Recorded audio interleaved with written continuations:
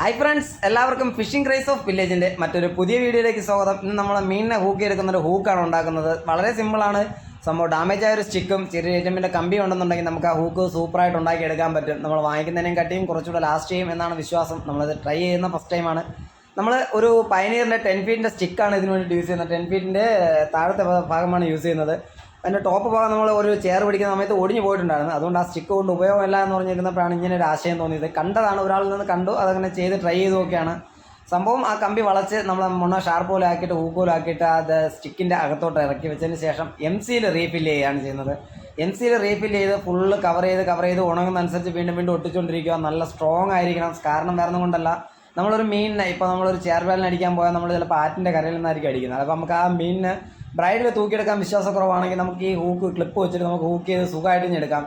ഏകദേശം പണി പൂർത്തിയായിട്ടുണ്ട്. പണി പൂർത്തിയാകുമ്പോഴത്തേക്ക് നമ്മൾ എന്തായാലും ഇതിൻ്റെ ഉദ്ഘാടനം വരുന്നൊരു വീഡിയോ നമ്മൾ എടുത്തു വെച്ചിട്ടുണ്ട്. അത് നിങ്ങൾക്ക് കാണിച്ചു തരാം.